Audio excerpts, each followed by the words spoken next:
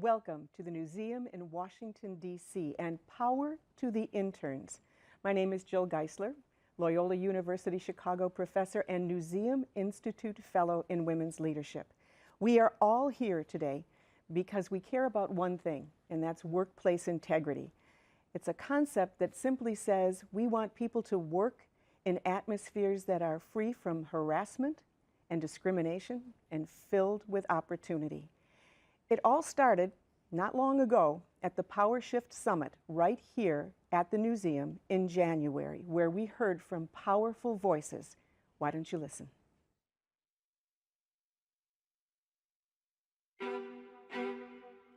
Our collective challenge for today's Power Shift Summit is to address the problem of sexual misconduct in newsrooms and media companies and to identify solutions for creating meaningful and sustainable change. The most vulnerable, however you define that term, it could be through being a minority, through being a woman, through being young, through being economically disempowered. If they are systematically and structurally given a voice in news meetings or somehow within the organization, these problems we wouldn't all be sitting here today. Because there is sometimes a predatory nature, this kind of predatory culture in which young women feel like they have to acquiesce to do certain things just even while they're still students, to get an interview, to get an internship, and even to get a conversation with someone. We should be talking about industry patterns. This stuff has been going on forever, and one of the things I worry about now with my graduate students who are primarily female is they are not going to these big organizations with their first jobs. They're going to small newsrooms around the country, and we're not having conversations the way I think we need to with them about how they protect themselves in those environments. This kind of diversity of thought and participation comes because you care, and you make the effort to do it. Oh, are we making an effort today? We have a panel of experts. This panel focused on the importance of universities preparing our youngest employees and potential employees. And Maya, you were with us at the Power Shift Summit representing the National Women's Law Center. It was very clear that it is our youngest that are the most vulnerable. That's absolutely right. And I think as we discuss this issue today, what's important to remember is that the law just provides a bare minimum of what universities, of what employers should be doing to empower and protect and create safe and equitable workplaces. That doesn't mean that universities and employers couldn't be doing more and shouldn't be doing more to protect these vulnerable workers.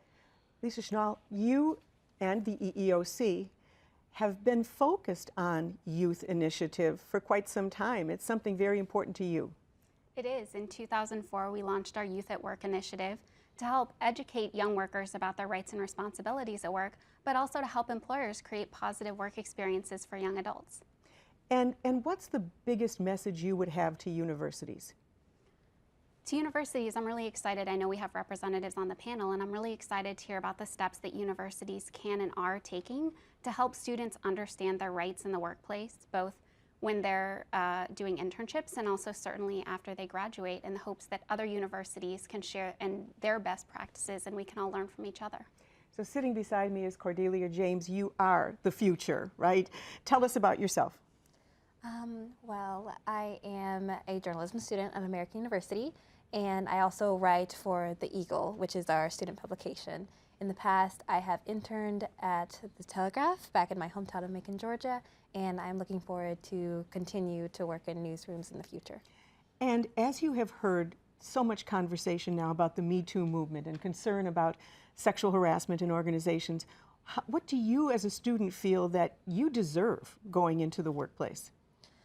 I feel as though preparation is so important.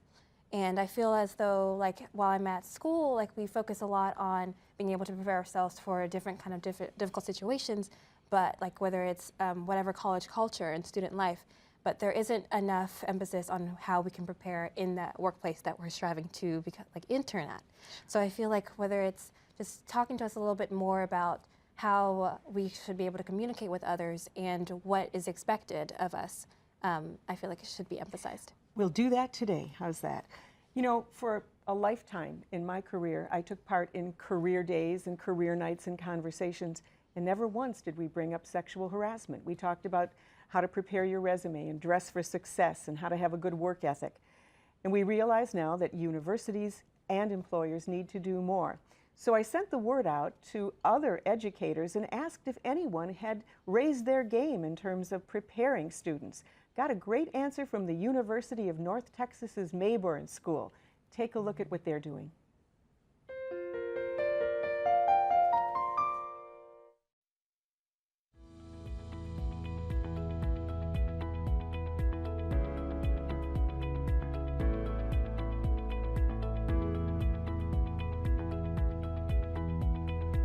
The university has an obligation to create and maintain an educational environment that is free of discrimination or harassment. I think it's really important that if we're going to be sending students out into the workplace, we send them to a place where they not only get great experience, but they're treated well. It's very important for interns and students and faculty, staff, anyone on campus to have this information readily available for them.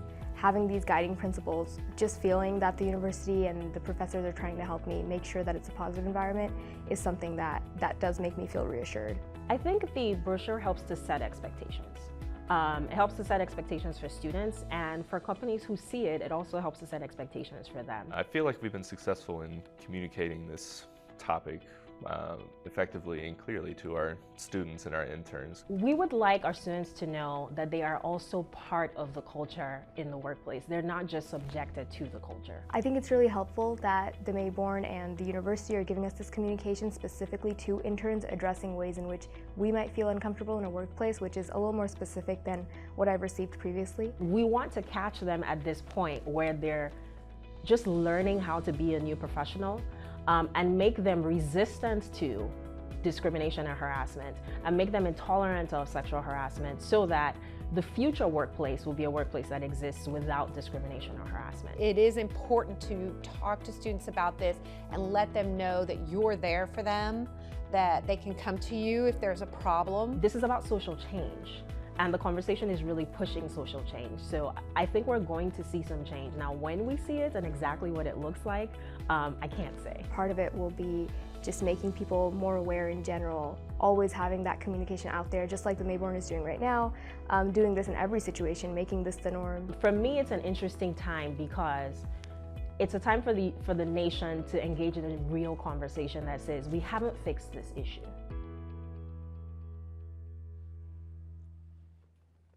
Amy Eisman, Director of American University's Journalism School. We haven't fixed the problem. We have work to do. What are you doing? Well, what I'm doing, the university has been working on Title IX and had working groups on this for at least more than a decade, and has policy and online training, and the students can do all kinds of training modules. What we're doing in journalism is really interesting. We're bringing in professionals to speak to the classes. We just had Tracy Grant in from the Washington Post a few weeks ago. We're looking at EEOC training for the classroom. And one of the things that my class is doing, every spring we look at one project in depth, and my students voted that the project that they wanted to look at in depth this semester is the Me Too movement. And I just thought I wanted to tell you about some of the ideas of the stories that they're covering, because this gives you an idea of how difficult a topic this is to navigate. Some of their stories are safe training for bartenders for when students go to bars. Some of them have to do with the place of race in the movement, because this movement really started with Tarana Burke before. Dating and relationships, how they've changed. Consent apps, what do we do about them? Politicians in Me Too. And then one I think that probably is the most interesting for us is the generational gap. We're trying to talk to people about the different generations in one family, how they look at this Me Too movement. You know, when you talk about how challenging it can be, there's also the question of the role of men in this conversation. And Jim Dickinson from Loyola, Maryland, how do you enter this conversation as a good ally and a comfortable place? Yeah.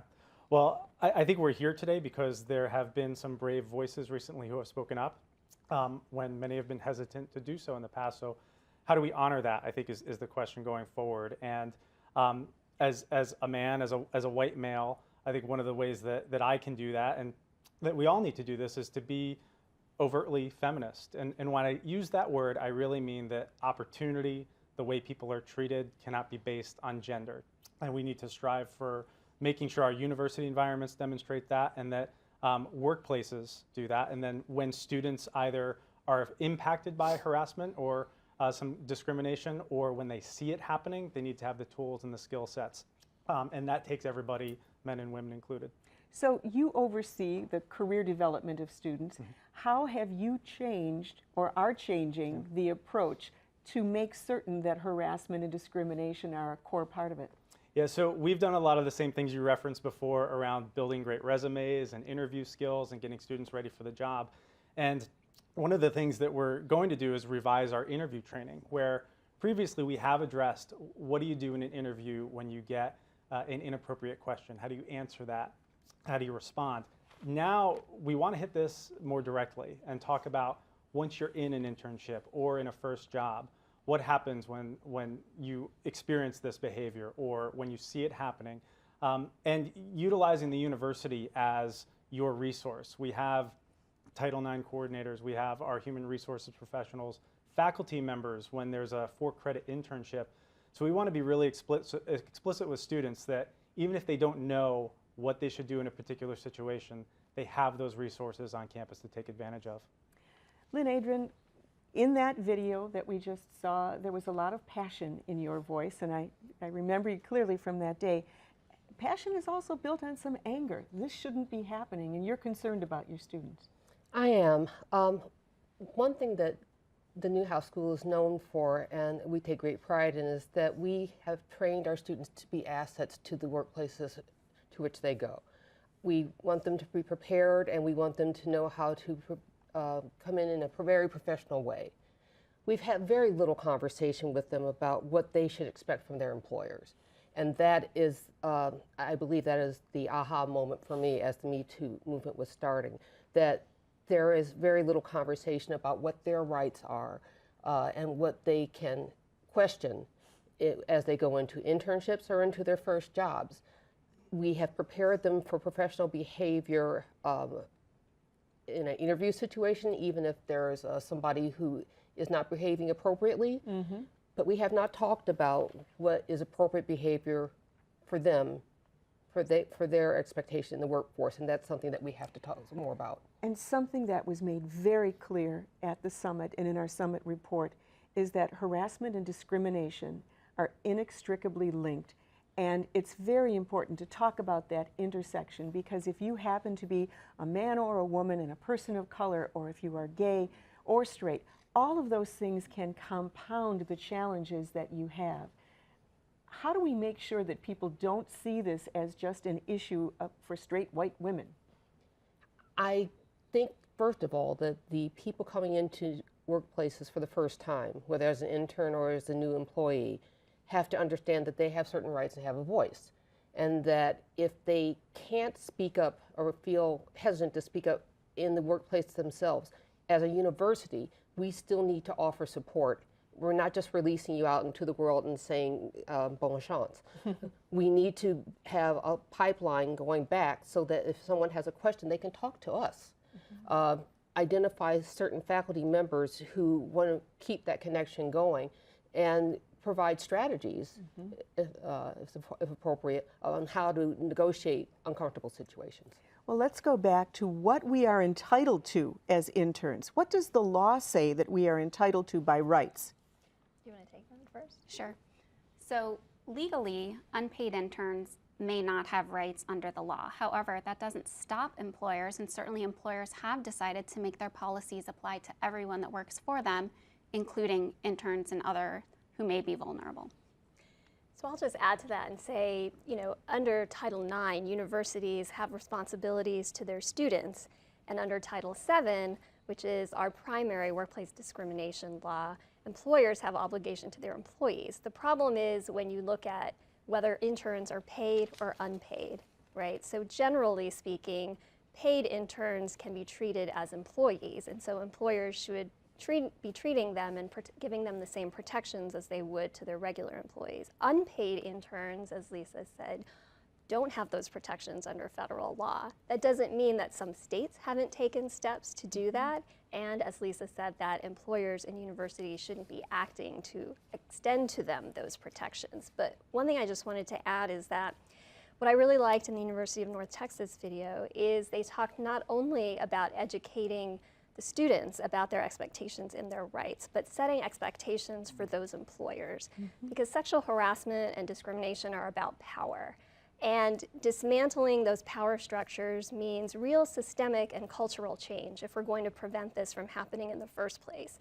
And it is incumbent upon the institutions and people with power to be the agents of those change. You cannot put that on students individually, right? If the universities are demanding that employers treat their interns with respect and protect them, then that will affect change much more quickly than putting that on the shoulders of the students themselves. When I ask about the law, I think I'm almost making you uncomfortable because we're talking about compliance, right?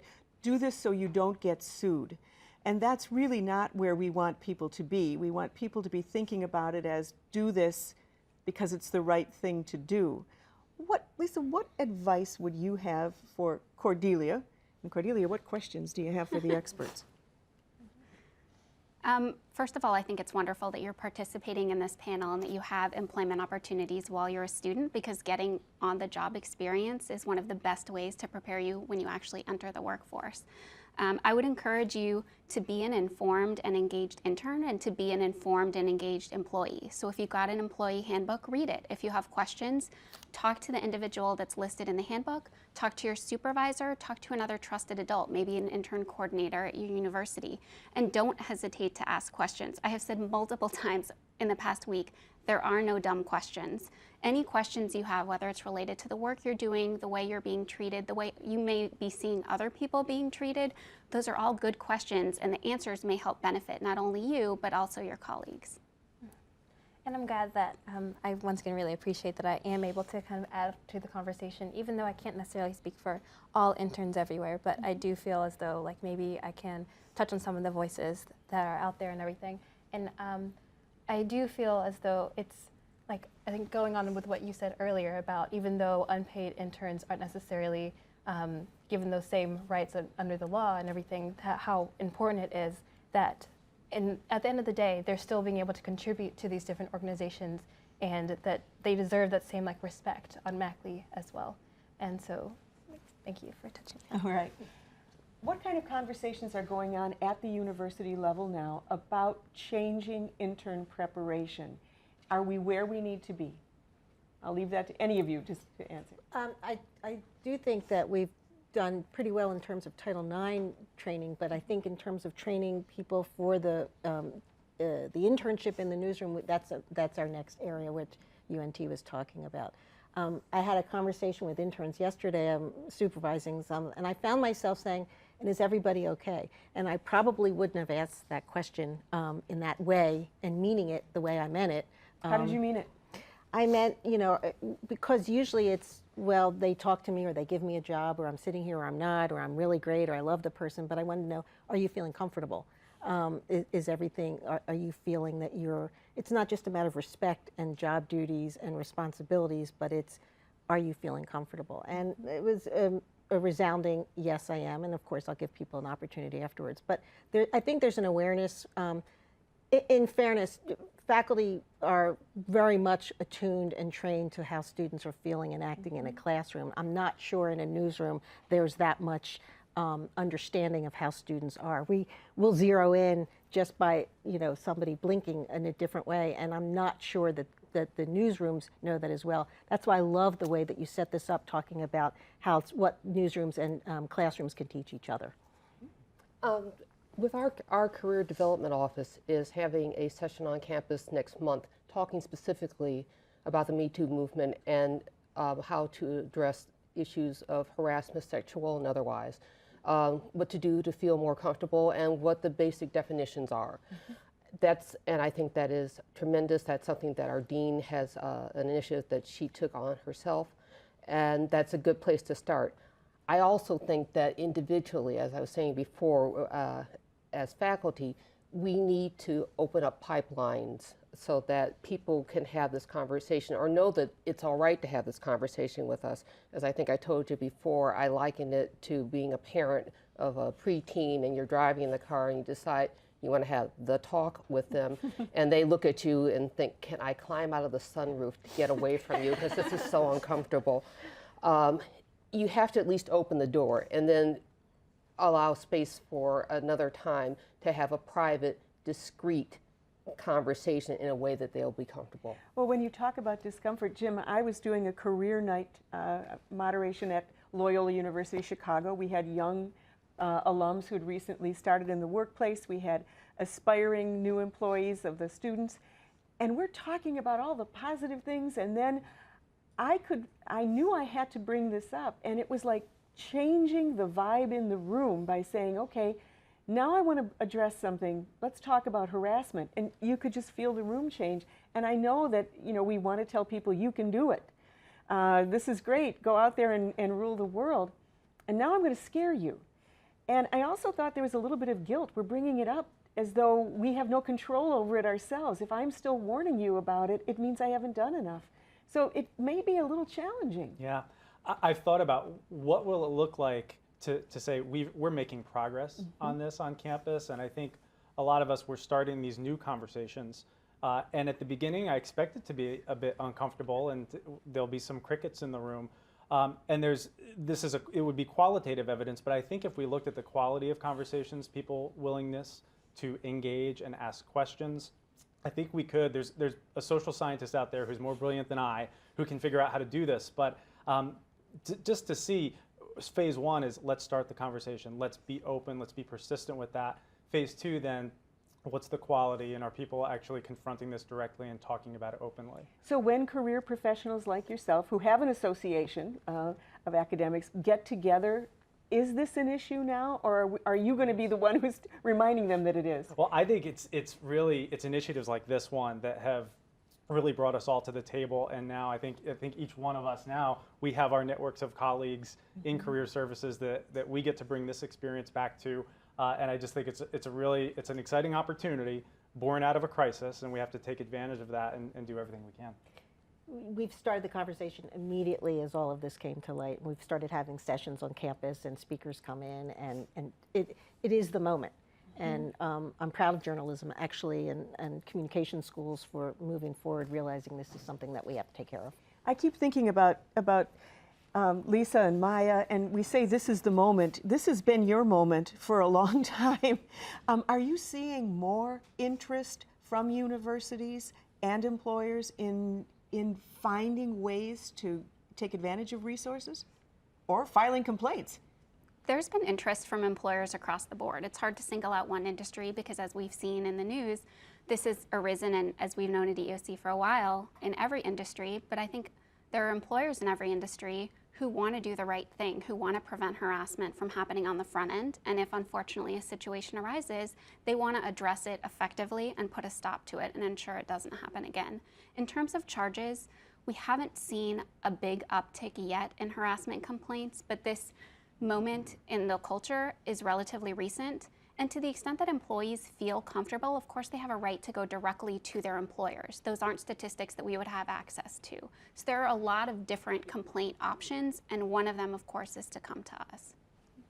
So I would just add that, you know, as a national legal advocacy organization for women and girls, we have certainly seen a tremendous increase in people reaching out to us for assistance, for information, wanting to know what their rights are, whether or not they're planning to pursue a lawsuit, right? There's a real need for education. People just don't have that basic information about what their rights and options are.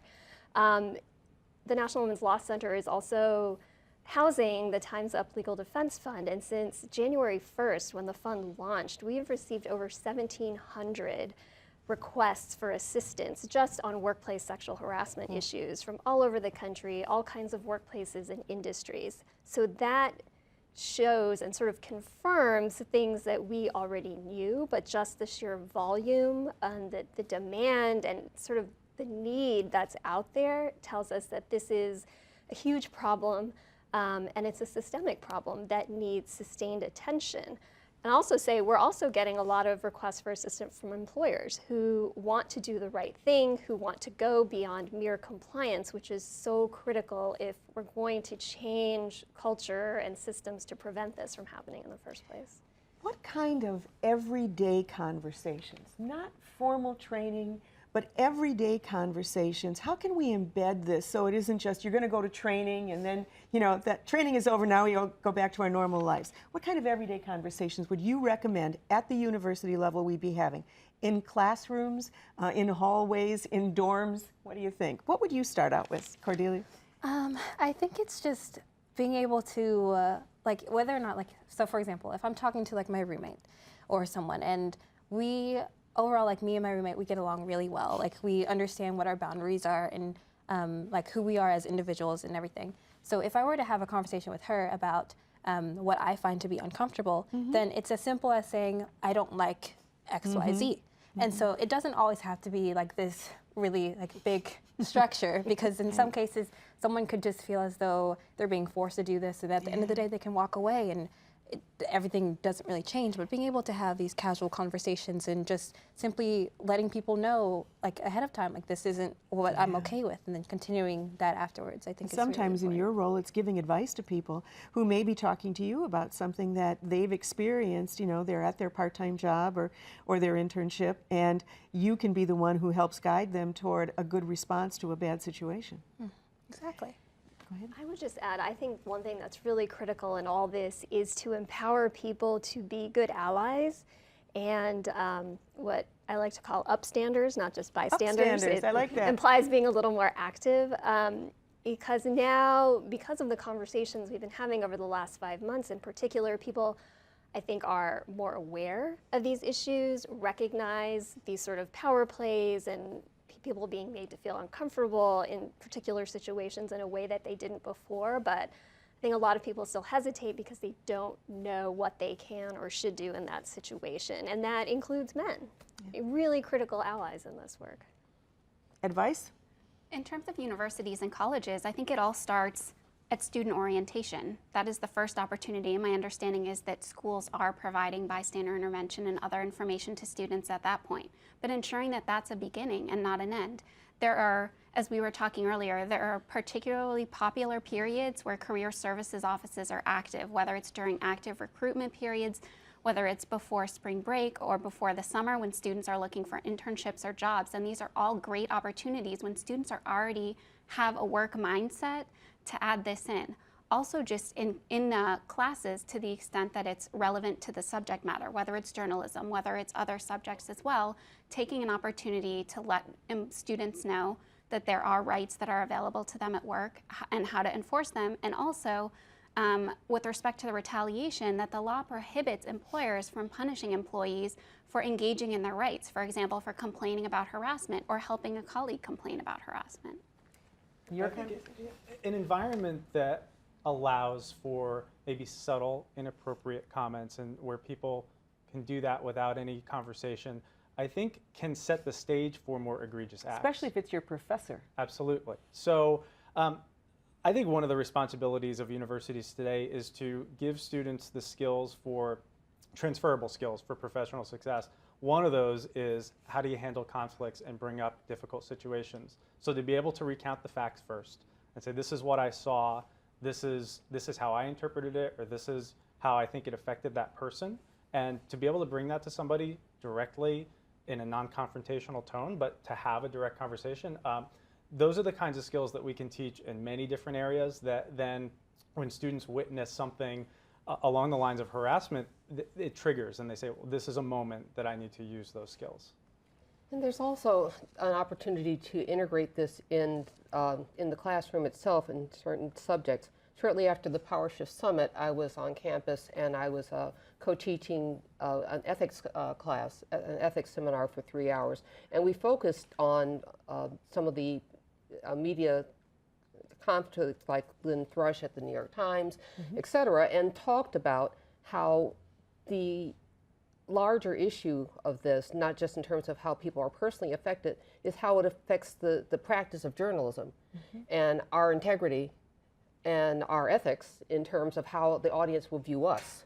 That we have a responsibility, if we're going to cover these issues, that our own homes need to be clean. Amy, you get the last word. I think that the most important thing in the classroom is honesty. And just before I came here today, we were having an honest conversation about the ethics of how to have diverse voices in a newsroom and how to have an honest conversation in a classroom where 3 of the students could say, well, that was 3 dudes on a panel, and we need some women to come in here. And that was, we all laughed and thought it was great, but it was a nice, safe place to have a conversation like that on this topic. And while the museum focuses on journalism, the tips that we have here really are designed for educators in any field, correct? So with that, we wrap up our first session of the Power Shift conversation on power to the interns, the university view. Next, we're going to take the employer view, so stay tuned.